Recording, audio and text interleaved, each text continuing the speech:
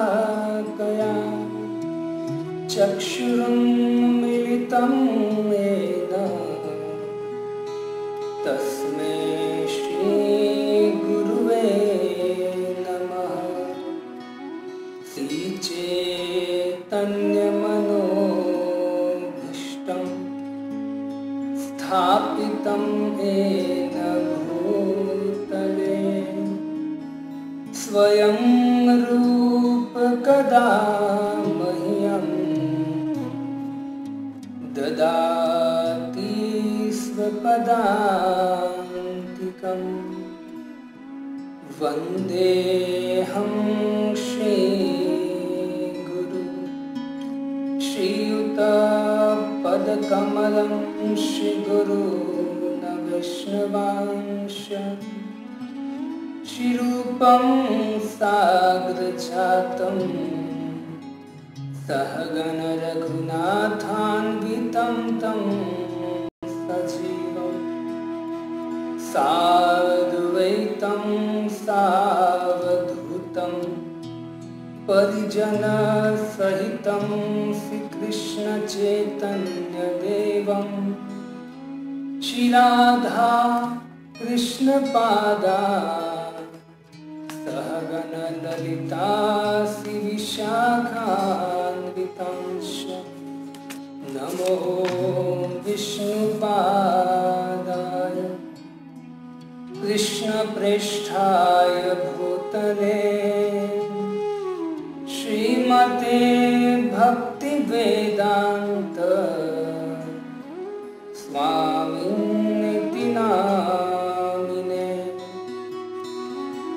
नमस्ते सारस्वते देवी गौरवाणी प्रचारिणे निर्विशेष शून्यवादी पाश्चात्य देशतारिणे।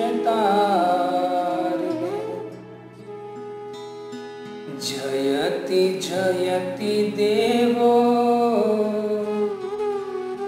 कृष्ण चैतन्य चंद्रो जयति जयति कीर्ति तस्य नित्या पवित्रा। जयति जयति भृत्या तस्य विश्वेशमूर्ति। जयति जयति नृत्य तस्य सर्वप्रिया।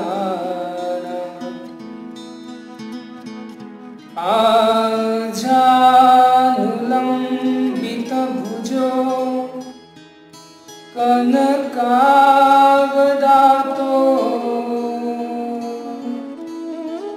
यज्ञे संकीर्तने कपितरो कमलायताक्ष। विश्वंभरो द्विजवरो युगधर्मपालो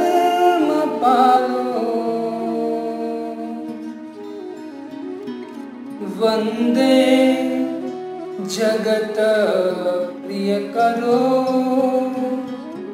करुणावतारो। वन्दे जगत प्रियकरो करुणावतारो।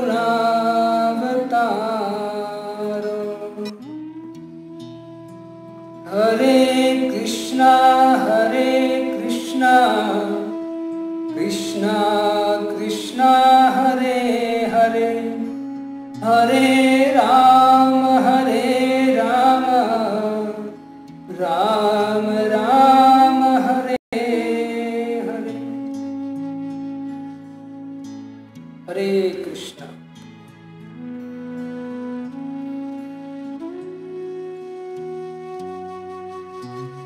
भगवान चैतन्य महाप्रभु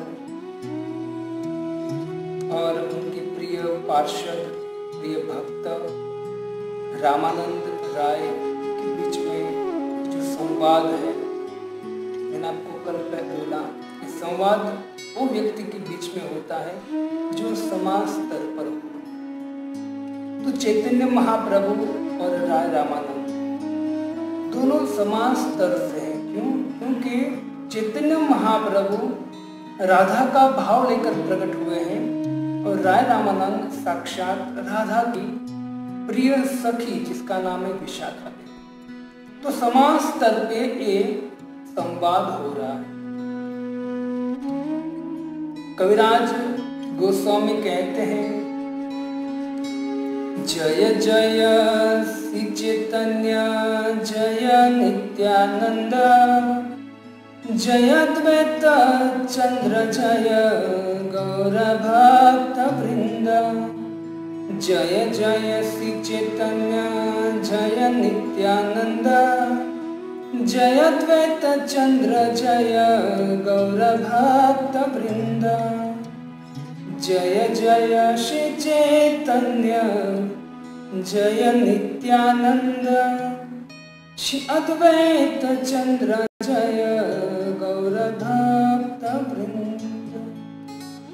कविराज गोस्वामी कहते हैं कि मैं चैतन्य महाप्रभु और साक्षात बलराम नित्यानंद प्रभु को प्रणाम करता हूँ। अद्वैत आचार्य जो विष्णु और शिव के मिलित अवतार है, उस अद्वैत आचार्य को प्रणाम करता है। गदाधर पंडित तो राधा रानी के अंश अवतार है और श्रीवास जो साक्षात नारद, उस सब को भगवान सहित समस्त पार्षदों को मैं प्रणाम करता हूँ। कविराज गोस्वामी मध्य लीला में कहते हैं कि भगवान स्वतंत्र है, स्वतंत्र ईश्वर प्रभु अत्यंत उदार, तारे न भजिले कबू नहय निस्तार।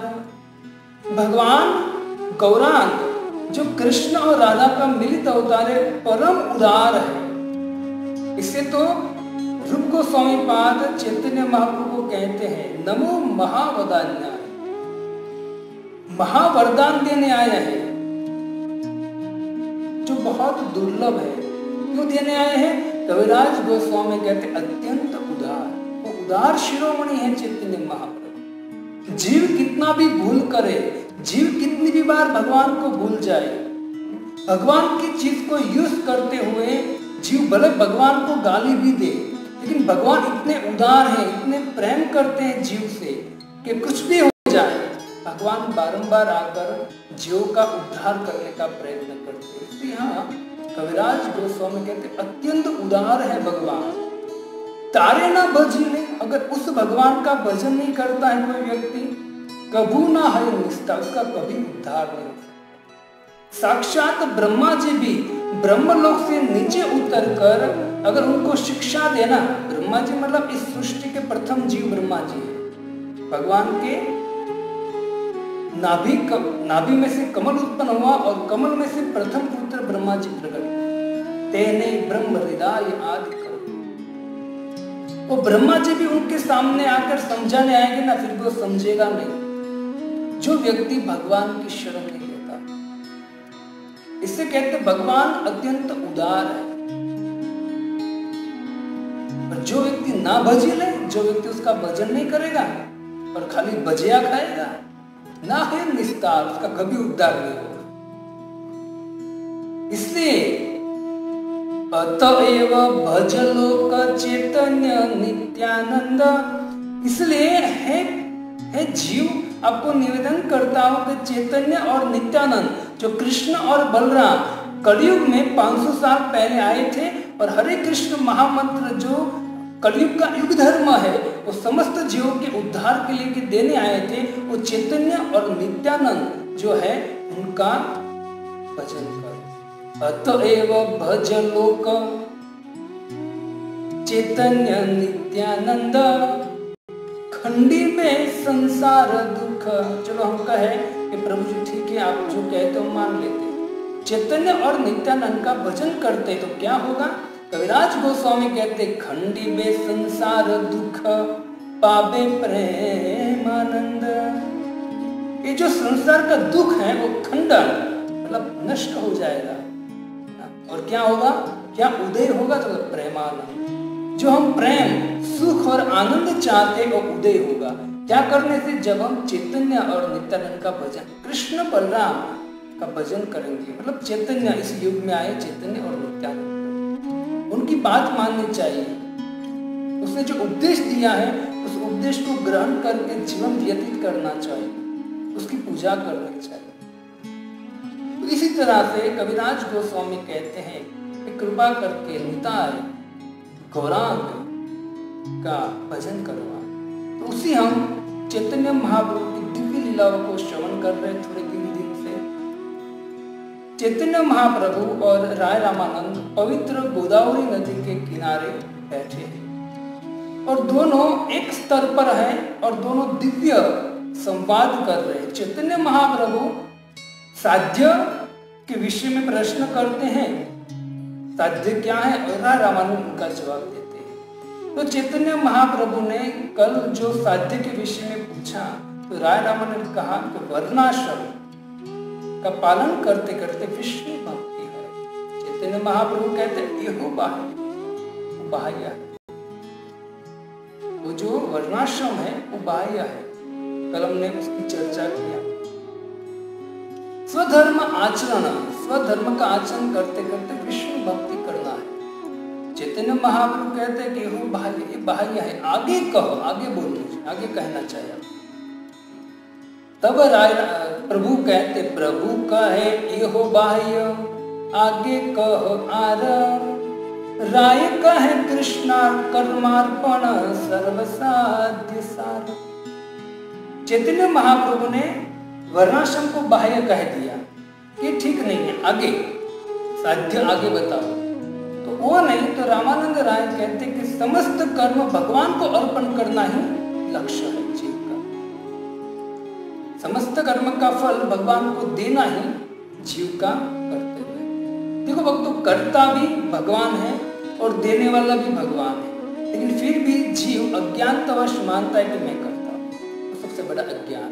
तो यहाँ बहुत सुंदर व्याख्या करते हैं भगवान श्री कृष्ण भगवद गीता के 2.47 नंबर श्लोक में सीधा बोल दिया है, कर्मण्ये वाधिका रस्ते मां फलेषु कदाचित्।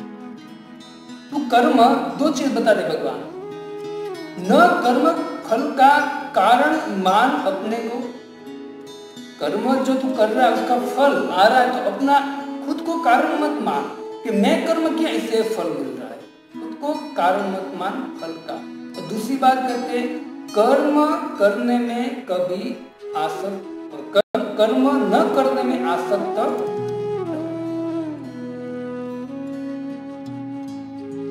अगर आप कर्म जो है वो नहीं करना है उसमें आसक्त नहीं रहना चाहिए कि मैं नहीं करूंगा कर्म तो करना ही पड़ेगा। लेकिन भगवान कहते हैं कि कर्मण्ये वाधिका रस्ते मां फलेषु, जो कर्म का फल है वो तो मुझे अर्पण कर। तो यहाँ वही बात कहते हैं कि अगर कोई व्यक्ति समस्त कर्म के फल को भगवान को अर्पण करे, मतलब नील अपने समस्त कर्म का फल, कर्म करना है, कर्म सबका धर्म है, वो करना ही पड़ेगा। कोई व्यक्ति कर्म करे बगैर एक मिनट भी नहीं रह सकता है।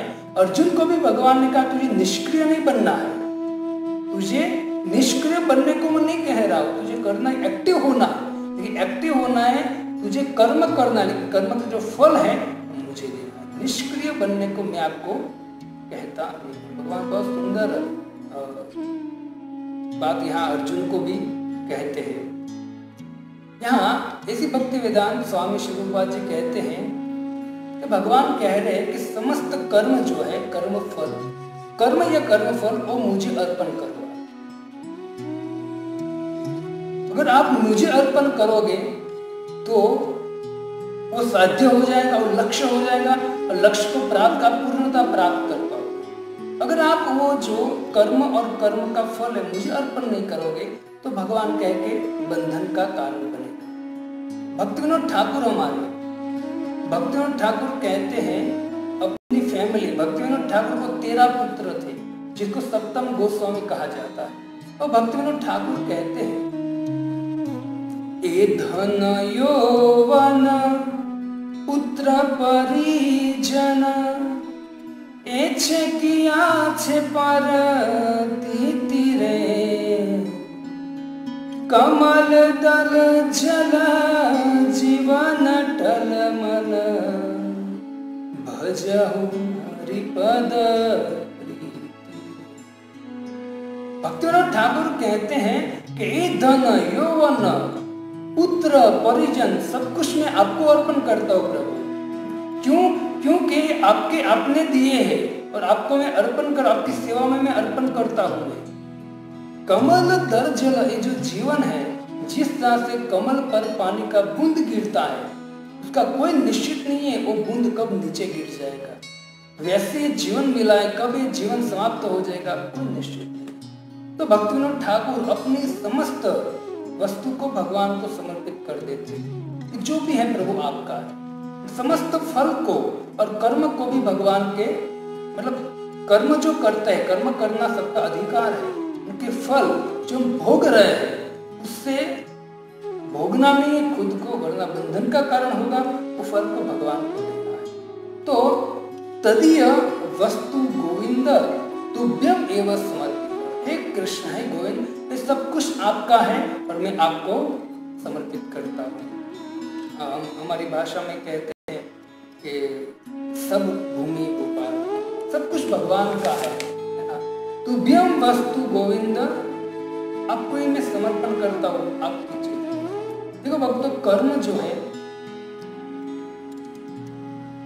कर्म क्यों, कर्म को अभी कार्य को मुख्य देते हैं, मुख्यत्व कर्म को देते हैं और भगवान को गौण। ये हम कभी कभी होता है ऐसा नहीं प्रभु जी, मैं जो हूँ वो मैं कर्म भगवान को अर्पण करता हूँ, कर्म के फल भगवान को अर्पण करता हूँ। लेकिन ज्यादातर लोग क्या करते हैं, ये भगवान को गौण मानते हैं और अपने कर्म फल जो है, कर्म है, उसको बेस्ट मानते हैं। जैसे हमको कुछ खाना है, नूडल्स है या कुछ पिज्जा पास्ता जो भी है, तो क्या करते हैं, हम बनाकर, हमको खाना है, हम बनाकर भगवान को ऑफरिंग करते हैं।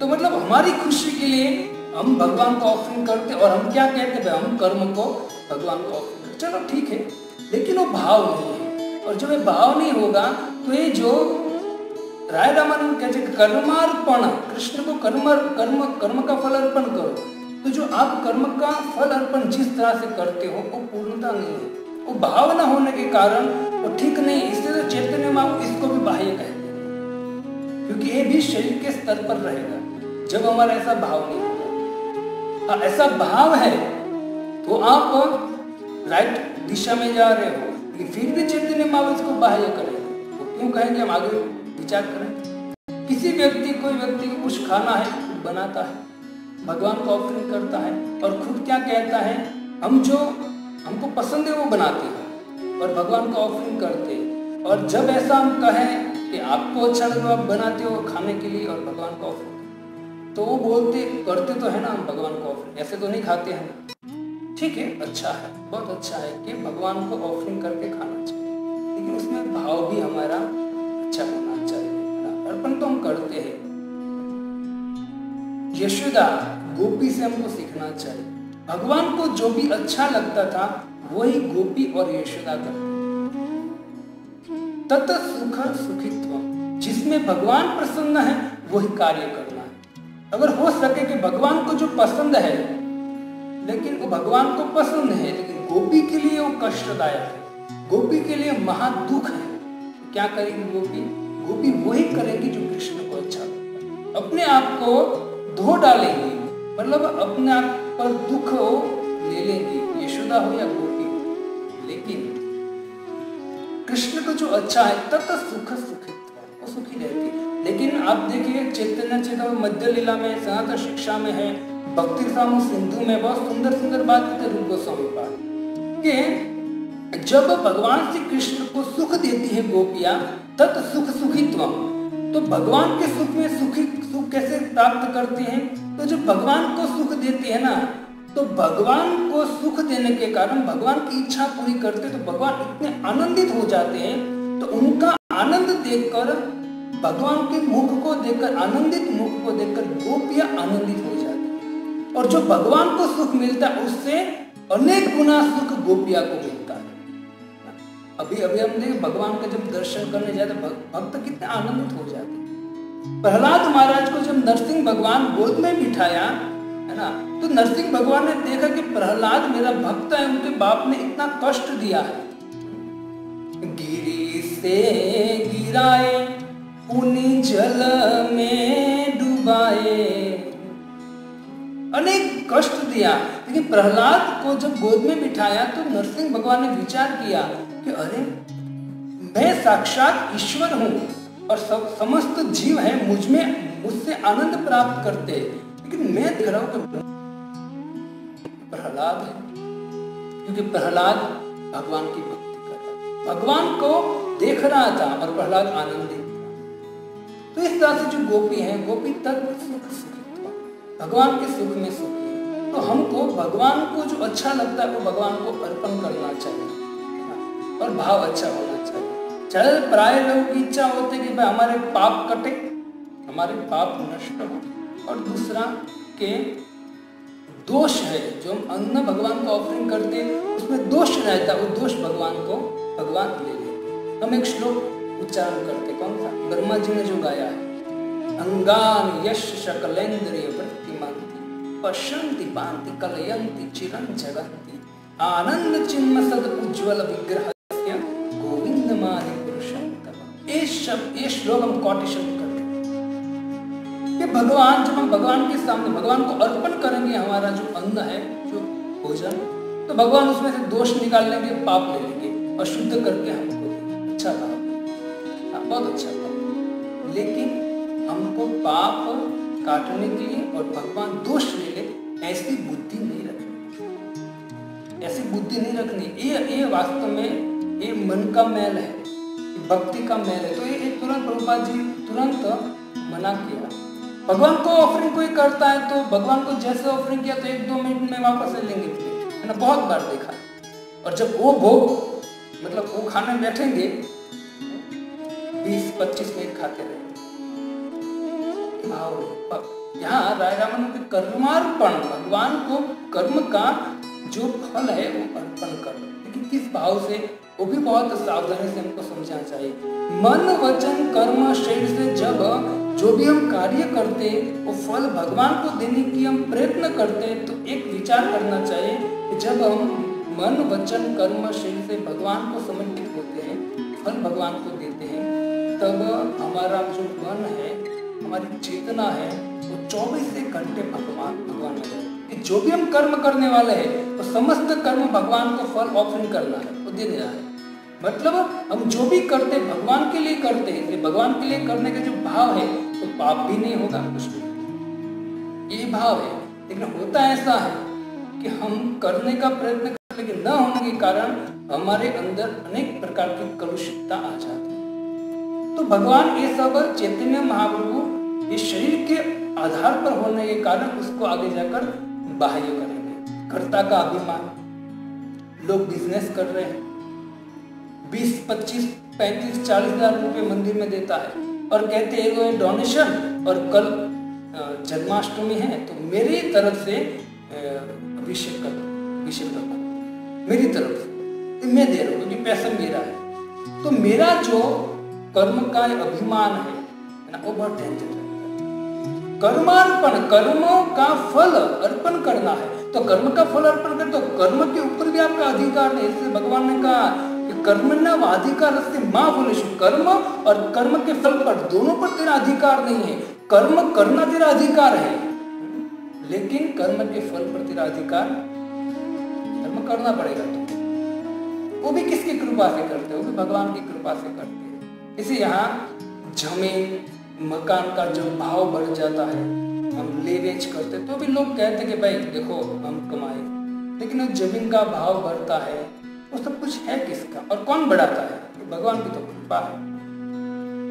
श्रीमद् भागवतम के 7वें स्कंद के 5वें अध्याय के 33-34 श्लोक में कहते कि इति पुंसा पिता विष्णु भक्ति चेतत नवलक्ष।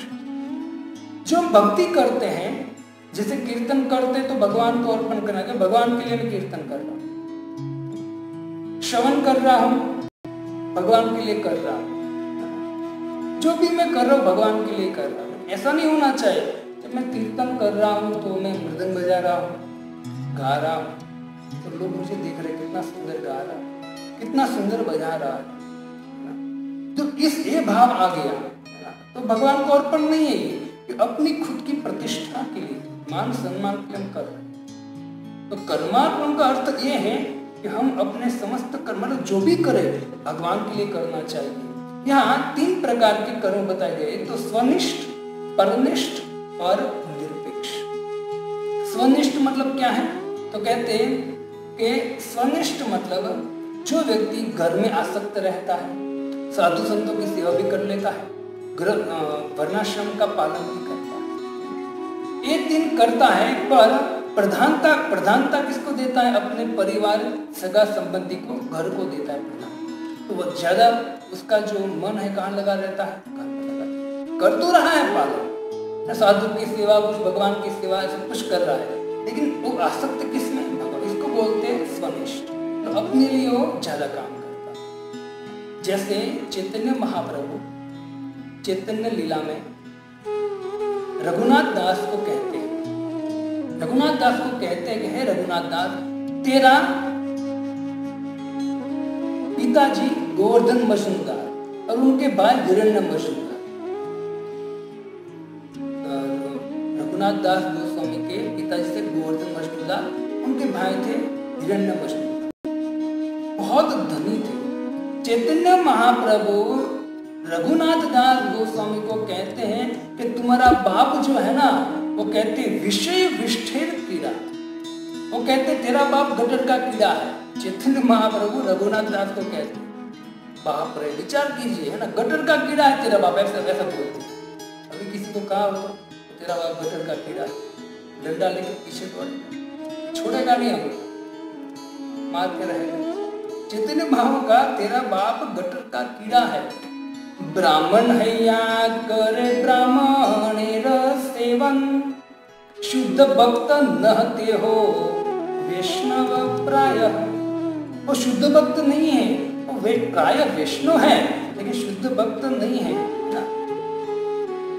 देखो भक्तों, रघुनाथ दास गोस्वामी एक ही पुत्र थे, उनके पिता की इतनी संपत्ति थी, उनको भी नहीं पता था इतनी संपत्ति थी उस समय। एक ही पुत्र है और वो पुत्र भी साधु बनना चाहता है, कैसे पिता सहन करेगा?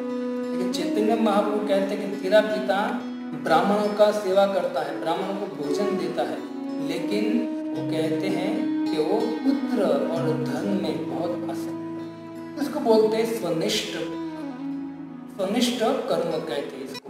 तो चैतन्य महाप्रभु ने सीधा बोल दिया कि हम भी ऐसे होता है ना, जब मेहमान आता है हम सेवा में जाते हैं मंदिर में या कोई भी प्रोग्राम में, लेकिन जब कोई मेहमान आता है घर में और मेहमान आया उसी समय भक्त का फोन आया सेवा के लिए, तो हम क्या फोन में कह देंगे या हम खुद फोन करेंगे कि भाई आज मैं सेवा में नहीं आ सकूंगा। क्यों? क्योंकि आज मेरे घर मेहमान आए, मेरे सास ससुर आए, और सास ससुर को छोड़कर जाएंगे तो घर में झगड़ा होगा, न जाए वही अच्छा है। लेकिन एक बात है, ये हमारा कर्म अर्पण नहीं है, क्योंकि हम घर में आसक्त है, और घर में आसक्त होने के कारण नहीं जा पाते। कुछ व्यवहार के लिए कुछ सगा संबंधी आते हैं तो उसमें इतना बंधन फंस चुके हैं, हम ना नहीं जा सकते, हमारे कर्म वहां अर्पण नहीं कर सकते। तो वहां कभी कभी, मेरा कहने का तात्पर्य है कि कभी हम घर में आसक्त होने के कारण भगवान की सेवा को साइड में छोड़ देते कि चलो अभी सेवा तो होती रहेगी, अभी आए हैं तो उसको हम संभाल लेंगे। तो हम गौण भगवान की सेवा को करते हैं और मुख्यतः हम देते हैं हमारे परिवार को। तो यहाँ स्वनिष्ठ और दूसरा निरपेक्ष, निरपेक्ष भक्त, उसके लिए एक लाइन बोला है आचार्यों ने, जिसको किसी परनिष्ठ, पहला है स्वनिष्ठ और दूसरा है परनिष्ठ, वर्णाश्रम का धर्म का पालन करेगा, घर चलाने के लिए भी वो कार्य करेगा, लेकिन वो मुख्यत्व किसको देगा? तो कहते हैं मुख्यत्व भक्ति को देगा, भगवान को देगा। जैसे उदाहरण के लिए कहते हैं कि जनक महाराज, जनक महाराज घर में राज्य चलाते चलाते मुख्यत्व किसको देते हो? भगवान को। एक उदाहरण जैसे आज्ञवल्क मुनि, जो रामायण हुआ था भरद्वाज मुनि और आज्ञवल्क मुनि के संवाद हुआ था रामायण। तो जो आज्ञवल्क मुनि है वो नित्य जनक महाराज को कथा सुनाते और बहुत सारे ऋषि मुनि भी आते। तो जनक महाराज जब तक कथा सुनने नहीं आते तब तक आज्ञवल्क मुनि कथा चालू नहीं करते। समस्त ऋषि मुनियों ने, वहां जो भक्त है उसने पूछा कि आज्ञवल्क मुनि आप कथा प्रारंभ क्यों नहीं करते हो? तो बोले जनक आएंगे फिर मैं करूंगा, क्योंकि वो प्रेमी भक्त है ना। तो बोले वो आएंगे फिर करेंगे। एक दिन की बात है, जनक महाराज नहीं आए। इन लोगों ने बहुत आज्ञवल्क को बोल दिया कि आप ऐसा क्यों करते हो, हम तो सब आगे आपको कथा चालू करनी चाहिए। लेकिन आज्ञवल्क नहीं माने, जनक महाराज आए और कथा चालू। तो बारंबार ये प्रश्न लेकर बैठते कि आप ऐसा क्यों करते हो। एक दिन आज्ञवल्क मुनि ने अपनी योग शक्ति से जनक महाराज के महल में आग लगा दी और ये जो सब साधु बैठे थे उनकी झुपड़ी थी, जो जहां वो रहते थे, तो झुपड़ी में भी आग लगा दी। अचानक समाचार मिला कि आपकी समस्त झुपड़ियों में आग लग गई है। और दशरथ महाराज, जनक महाराज को भी कहा कि आपके महल में आग लग गई है। समस्त ऋषि मुनि, जहाँ वो संत सब बैठे थे कथा सुनने के लिए, वो समस्त संत खड़े हो गए और झुपड़ी तक दौड़े वो आग बुझाने के लिए। अब झुपड़ी में था क्या? कॉपिंग कंथा दूसरा तो क्या था? जनक महाराज को आज्ञवल्क मुनि ने बोला कि आज्ञवल्क जनक महाराज आपका राज्य जल रहा है, आप नहीं जाओगे। लेकिन जनक महाराज भगवान की कथा में इतने एक निष्ठ हो चुके थे, इतना आनंद ले रहे थे कि आज्ञवल्क मुनि को कहा आप कथा सुने। चित्त लग गया था भगवान की कथा में। तो आज्ञवल्क मुनि वो तो अपने योग शक्ति से लगाया था, फिर उसने वही आग को शांत कर दिया। जब वो सब आए संत साधु भक्त, वो खुद समझ गए है ना कि हम कथा सुनते हैं और ये जनक महाराज सुनते हैं, उसमें कितना डिफरेंट है। जनक महाराज अपने कर्म को गौण करते, मतलब अपने समाज संसार को, अपने राज्य को गौण मानते, भगवान को मुख्यत्व देते। इससे तो आप देखिए जनक महाराज कर्म के फल भगवान को अर्पण करते थे, उसमें मुख्यत्व उनको देते थे भगवान को। इसलिए तो श्रीमद् भगवत गीता में किसी का नाम नहीं आया, एक ही व्यक्ति का नाम आया है, वो है जनक महाराज। तो वो कैसे थे? तो परनिष्ठ, भगवान में निष्ठ थे वो। और तीसरा होता है निरपेक्ष, जिसको किसी से कुछ लेना देना नहीं, किसी से, माँ बाप, सगा संबंधी, स्वजन, किसी से कुछ लेना दें, वो एक व्यक्ति पे आधार होता है, वो है दिन रात वो भगवान का भजन करते, इसको बोलते हैं निरपेक्ष कर्म। तो ये 3 प्रकार के कर्म श्रीमद् भगवत गीता 2.51 में कहते कर्म ज बुद्धि युक्ता ही फलम तप्पा मनुष्य जन्म बंधन निर्मुक्त पदम गच्छन्त अनामय। भगवत गीता में भगवान कहते कि जो व्यक्ति भक्ति में लगता है वे बड़े बड़े ऋषि मुनि अपने कर्म के फल को भगवान को अर्पित कर देते एकदम आसानी से। क्या करने के द्वारा? भक्ति करने के द्वारा। कर्म फल त्याग करना भी आसान नहीं, बोलना बहुत आसान, सुनना भी बहुत आसान, कर्म फल को त्याग करना आसान नहीं। हम तो खाली भगवान को ऑफरिंग करते वो इतना, कर्म फल को त्याग करना मतलब बहुत मुश्किल है। लेकिन यहाँ भगवान एकदम सुंदर, एकदम इजी कर दिया। भगवान कहते अगर कोई व्यक्ति भगवान की भक्ति करता है तो भगवान की भक्ति करते करते इतना अनासक्त हो जाता है, जो भी कर्म करता है उसमें सेंटर को भगवान को रखकर अपने फल को भगवान को समर्पित कर देता है। श्रीमद् भागवतम 8वें स्कंद में कल मैं पढ़ रहा था, उसके बाद भगवान कहते हैं कि हे बलि, जो व्यक्ति के पास सब कुछ है, जो व्यक्ति के पास सब कुछ है और वो मुझ पर अर्पण करता है, जो भी अपने कर्म है और जो भी मुझको अर्पण करता है, उस पर मैं ऐसी विशेष कृपा करता हूँ जैसे तुझ पर की है। तो बलि महाराज ने सब कुछ भगवान को अर्पण कर, कर्म अपने फल को भगवान को अर्पण कर दिया। अपने गुरु ने समझाया, लेकिन फिर भी बलि महाराज समझे, सब कुछ अर्पण कर दिया। कर्म फल को, जो उसने कर्म किया था उस सबको फल मतलब स्वर्ग का राजा बने, तो सब कुछ भगवान को अर्पण कर दिया लास्ट में। तो इस तरह से यहाँ कहते कोई व्यक्ति, प्रभुपाद जी इस श्लोक के तात्पर्य, इस श्लोक में एक और श्लोक कोटेशन करते हैं। वो कहते हैं प्रभुपाद जी कि भगवान को कर्म अर्पण करना मतलब यत् करोषि, पहला यत् करोषि यदश्नासि यत् ज्योति ददासि यत् तपस्यसि कौन्ते तत् कुरुष्व मदन।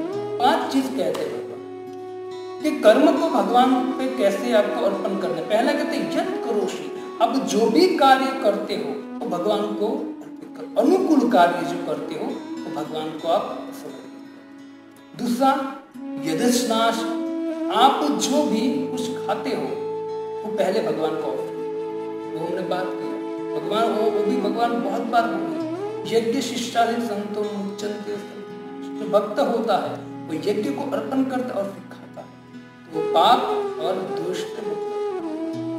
श्रीमद् भगवद गीता दूसरे अध्याय के एंड में भी भगवान वही कहते हैं, है ना, कि प्रसादम सर्व दुखानां हानिषु उपचार। अगर कोई व्यक्ति प्रसाद लेगा, प्रसाद बहुत प्रकार के आता है, भगवान की कृपा का प्रसाद, भक्तों की कृपा का प्रसाद, भोजन प्रसाद, अन्न प्रसाद, जो अनेक प्रकार के प्रसाद आते हैं। लेकिन यहाँ हम वो प्रसाद की बात करें तो प्रसाद मतलब जो हम खाते हैं वो भगवान का ऑफरिंग करना चाहिए। प्रसादे सर्व दुखाना, वो समस्त दुखों को ग्रहण ले लेंगे भगवान, है ना, और आपको दिव्य आनंद प्रदान करेंगे। क्या करना है? प्रसाद जो भी खाते हैं भगवान को ऑफरिंग करना है। क्या खाना है क्या नहीं खाना है भगवद्गीता, क्योंकि क्लियर करना बहुत जरूरी है, वरना लोग ये खाली शास्त्र कहता है, शास्त्र वेद पुराण कहते हैं, वो अपने मुख से कहते हैं कि हम किसी से नहीं डरते, हम किसी से नहीं डरते, सब लोग हमसे डरते हैं। शास्त्र में कहा गया है अगर नहीं करेंगे तो नरक में जाना पड़ेगा। सब लोग वेद शास्त्र से डरते हैं, लेकिन वेद शास्त्र कहता हम एक व्यक्ति से डरते हैं। किससे डरते हैं आप?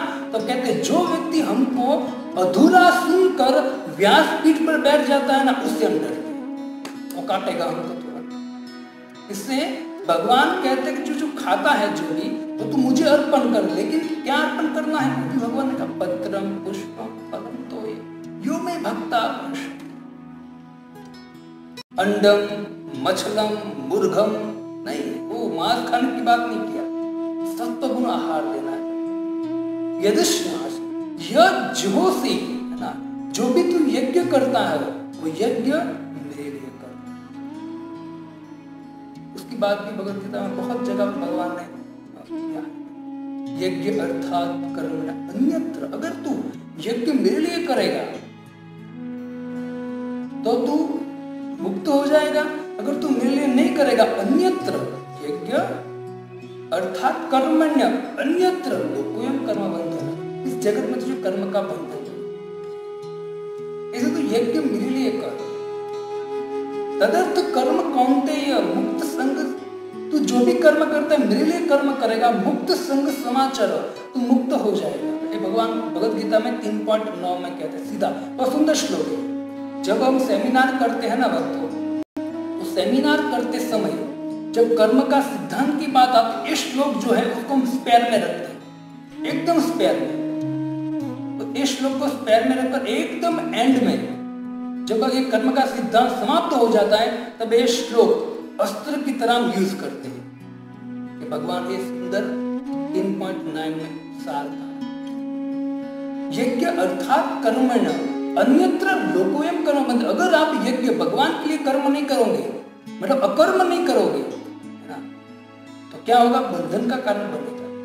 तदर्थ कर्म कौन्ते मुक्त संग समाचर, तद अर्थ तद मतलब भगवान कहते मैं, तद अर्थ मेरे लिए, अर्थ मतलब लिए, मेरे लिए अगर आप कर्म करते हो, मुक्त संग समाचर,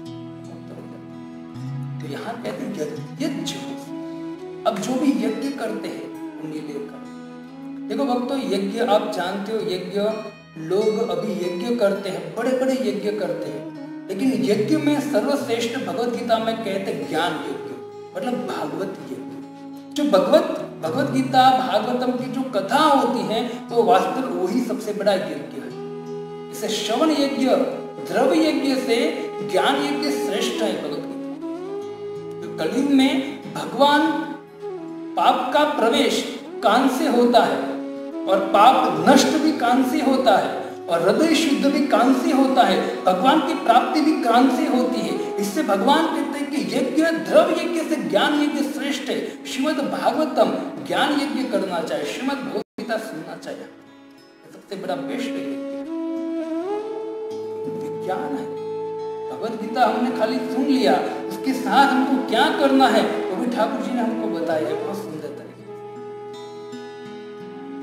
लेकिन प्रभुपाद जी कहते कि प्राय लोग कहते हम भगवत गीता जानते, क्या जानते, खाक जानते हैं। भगवत गीता वो जानना है ना, तो ऐसी भक्ति वेदांत स्वामी श्रील प्रभुपाद जी की छत्र छाया के नीचे आना पड़ेगा, तब जाके भगवत गीता ठीक से समझ सकते।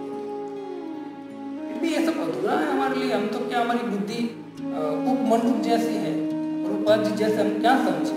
फिर भी जो प्रभुपाद जी दिया है उनको हम दोहराएंगे ना तो भी दुनिया हो जाएगी। दोहराना चाहिए।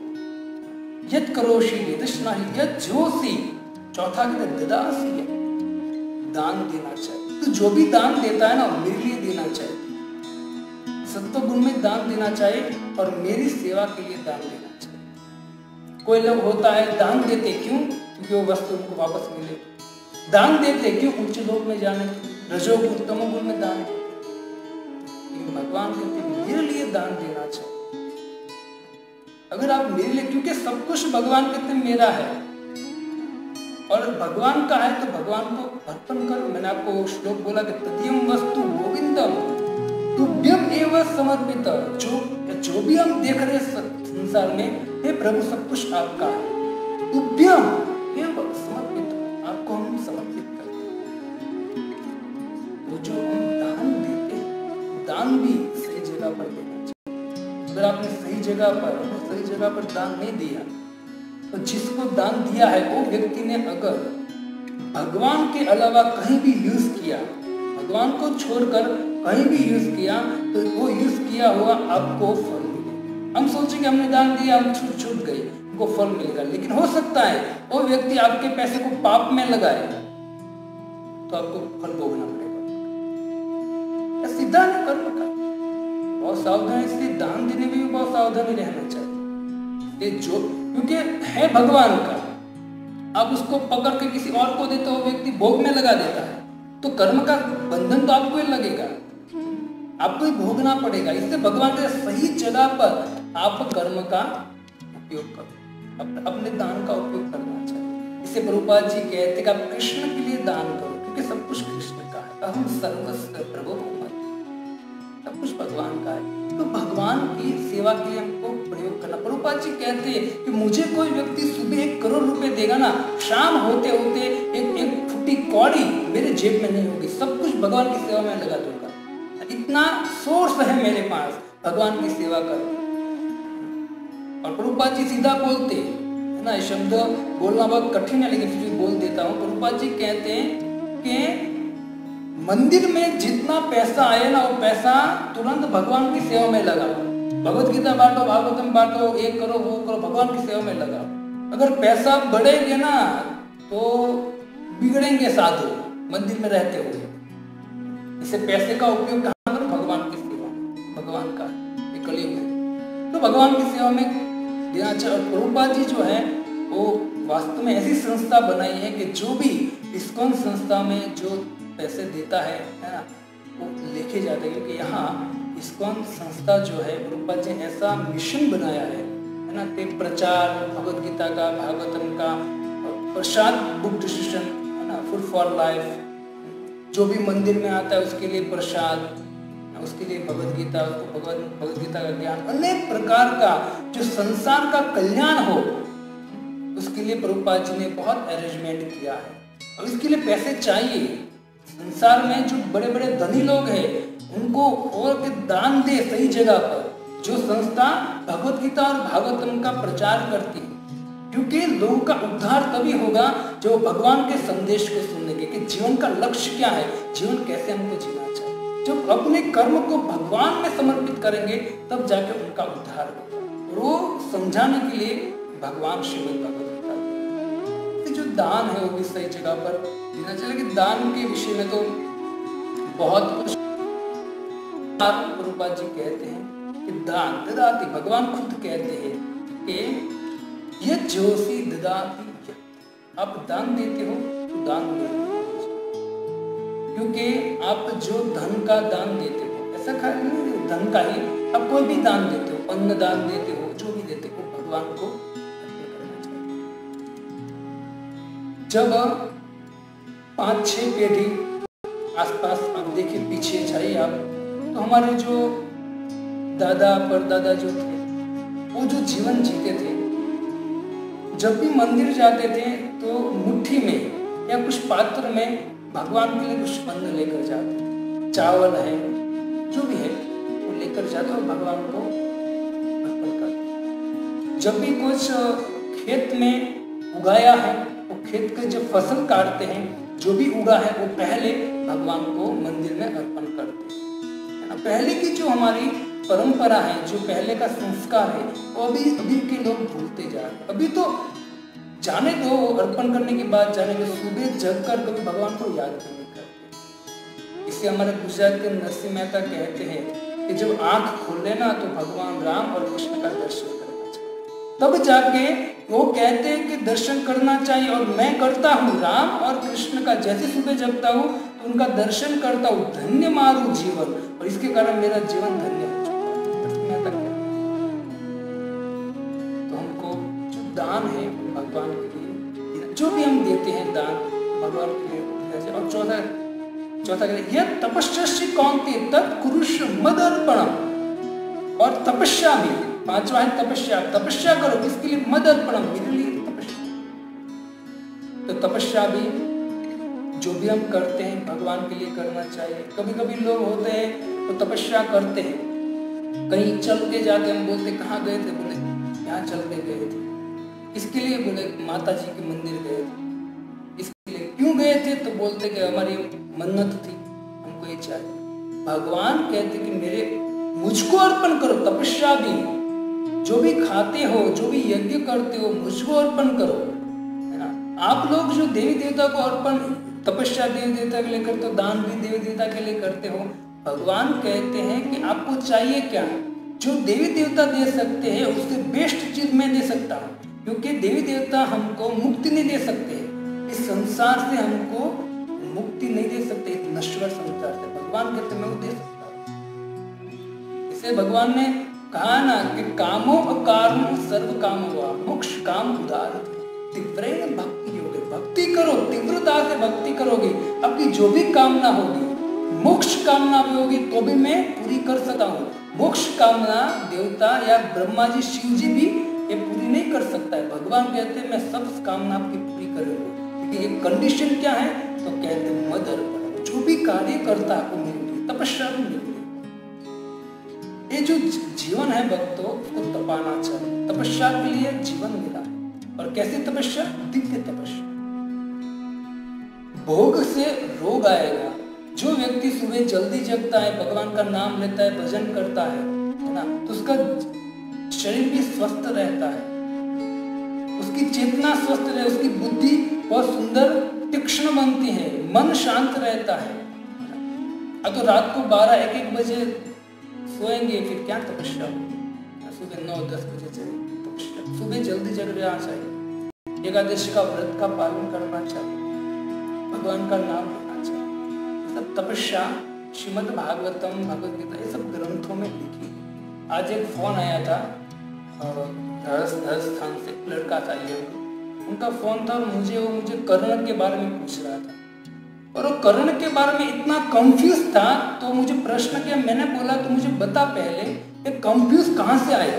ये तू कंफ्यूज हो गया कर्ण के बारे में, ये कंफ्यूजन तेरे दिमाग में आया कैसे?